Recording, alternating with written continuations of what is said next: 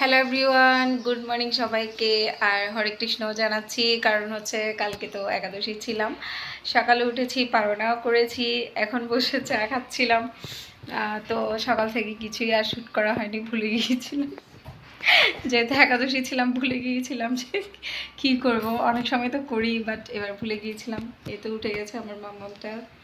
Good morning বলো সবাইকে। Good morning.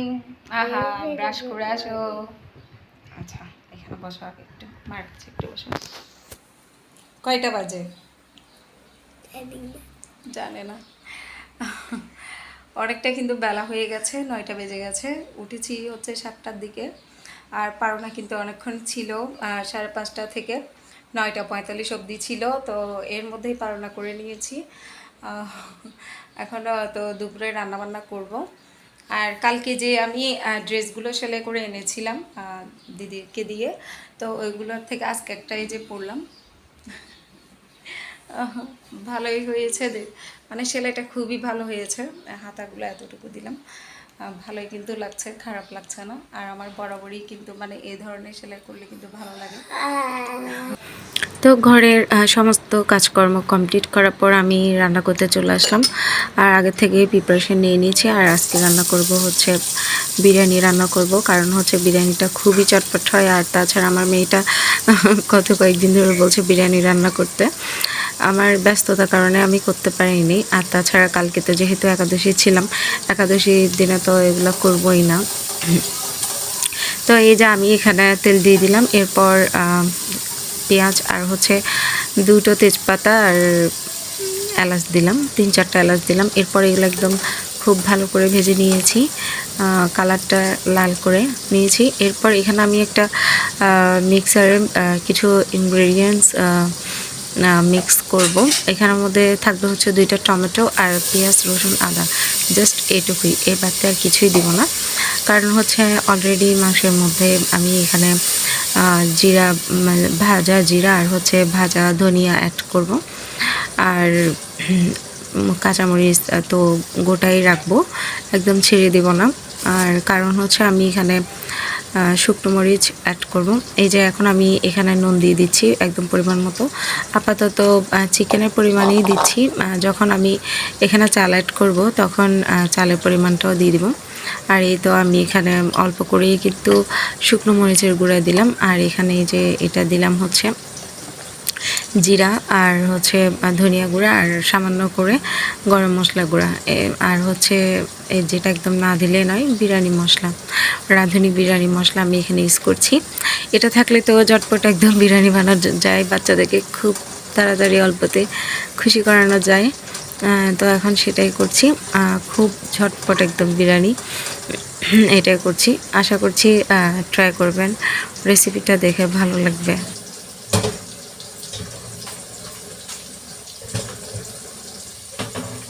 এখন আমি এখানে ভালো করে কষিয়ে নিয়েছি মরিচ মশলাগুলো, আর একদম পানি ঝরিয়ে রেখেছিলাম চিকেনগুলো, এগুলোই দিলাম।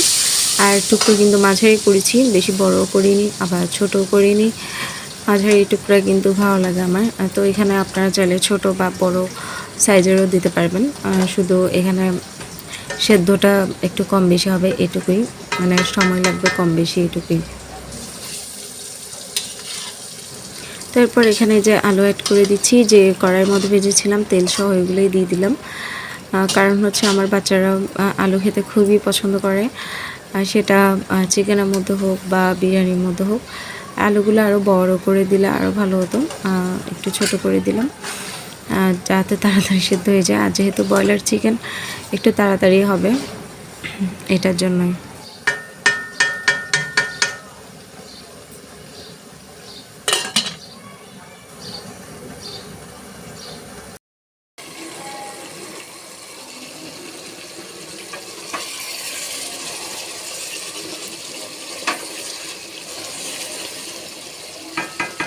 তো এখানে আমার চিকেনটা কষানো হয়ে গেছে, কষানো বলতে একদম সেদ্ধ হয়ে গেছে এটা। এখন এখানে আমি চাল ধুয়ে রাখছি, চালগুলো ঢেলে দিব।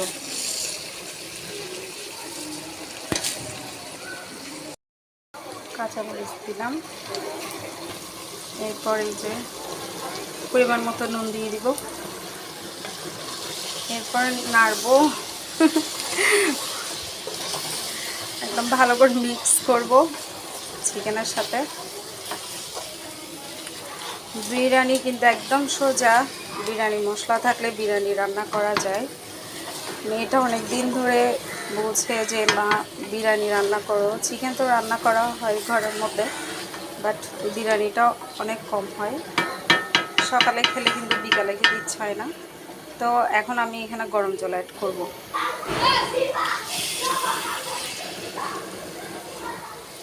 দিয়ে দিলাম, আন্দাজ করে দিছি, করতে করতে অভ্যস্ত তো আন্দাজ করে দিয়ে দিলাম।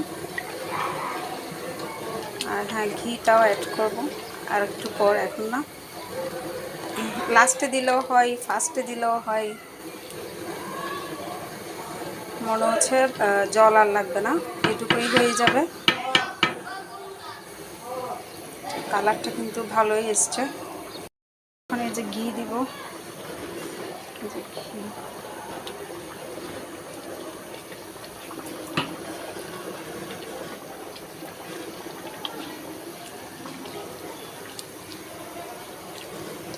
আমি যে ঘিটা ইউজ করি এটা কিন্তু অনেক ভালো, মন্দির থেকে নিয়ে আসছি, মায়াপুর থেকে। ওইখানের ঘি অনেক ভালো হয়। তো এখন এভাবেই হতে থাকবে, আর বেশি কিছু করব না। চাল যখন হালকা ফুটে আসবে তখন চুলার আঁচটা কমিয়ে দিলে হয়ে যাবে। আসলাম, বিরিয়ানির কি অবস্থা।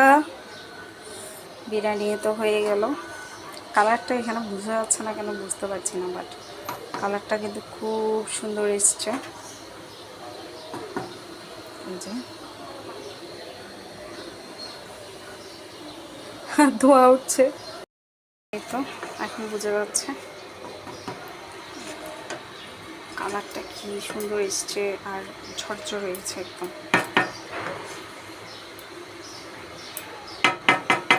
এখনো খাওয়ার টাইম হয়নি।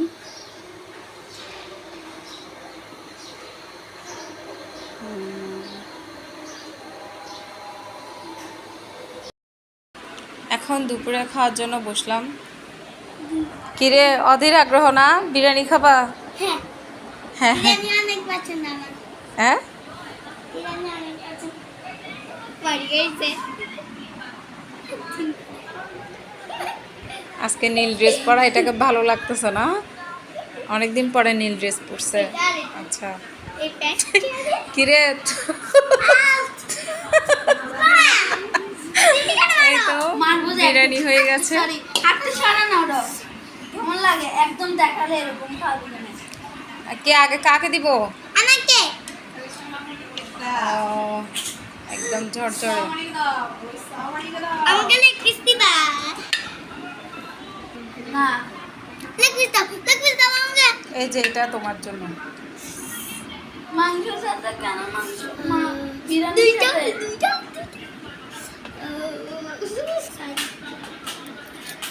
খাসালা করো, পিএস দিও না। কি রে? তোমার মা দিবে।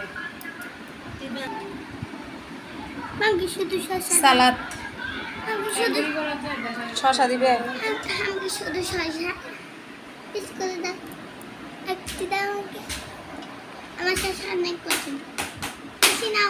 তো সবাইকে দেওয়ার পর নিজের জন্য এই যে বিরিয়ানি নিলাম। আর বিরিয়ানিটা কিন্তু খুবই মজা হয়েছে। যারা আমার ব্লগটা দেখেছেন, রেসিপিটা দেখেছেন, আশা করি বাসার মধ্যে ট্রাই করতে পারেন। কারণ একদম ইজিভাবে বিরিয়ানি এভাবে রান্না করলে খুব মজা হয় খেতে।